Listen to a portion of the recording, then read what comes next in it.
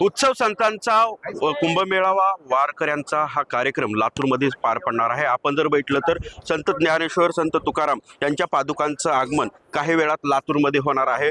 पुढचे 10 दिवस हा कार्यक्रम लातूरमध्ये संपन्न होणार आहे। आपण जर बघितलं तर मोठ्या संख्येने वारकरी आणि हे जे सगळे संतांच्या पादुका आहेत ते लातूरमध्ये येणार आहेत। आपण जर बघितलं तर मोठ्या संख्येने वारकरी लातूरमध्ये दाखल होत आहेत। खरं म्हणजे महाराष्ट्रातला पहिला मान लातूरला मिळालेला आहे। काय सांगा?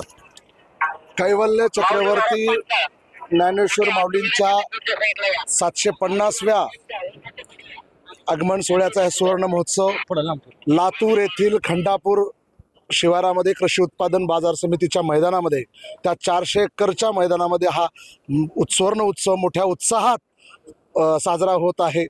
हे खरं तर तमाम आमच्या मराठवाड्याचं आणि त्यातल्या त्यात लातूरकरांचं भाग्य आहे की या सर्व पादुका म्हणजे हजारो वर्षांपासून ज्या पादुकांचं दर्शन घ्यायला समस्त वारकरी बांधव पूर्ण देशभरातून महाराष्ट्रातून ज्या देहू आळंदी पंढरपूर या स्थळी जातो त्याच पादुका आज हेलिकॉप्टरने आमच्या लातूर नगरीमध्ये येत आहेत।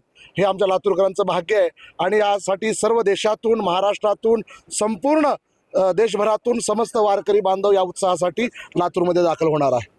खरं म्हणजे मोठा उत्साह जो आहे तो हा लातूरमध्ये पार पडणार आहे। आपण जर बघितलं तर काही वेळात या संतांच्या पादुका लातूरमध्ये हेलिकॉप्टरनं आगमन होतील। आपण जर बघितलं तर मोठी तयारी या ठिकाणी जी आहे आपण केल्याचं पाहायला मिळतं। काही वेळात हेलिकॉप्टरने ह्या सगळ्या संतांच्या पादुका लातूरमध्ये येतील आणि त्यानंतर लातूरच्या या खंडापूर या ठिकाणी हा जो सगळा सोहळा जो आहे तो पार पडणार आहे आणि त्या सोहळ्यासाठी ह्या पादुका या ठिकाणी जाणार आहेत। मोठ्या संख्येने वारकरी जे आहेत ते वारकरी दाखल झालेले आहेत। आपण जर बघितलं तर हा सोहळा अगदी उत्साहात जो आहे तो या ठिकाणी भक्तिमय वातावरणात पार पडणार असल्याचं चित्र पाहायला मिळतंय। संदीप भोसले, सामटी न्यूज, लातूर।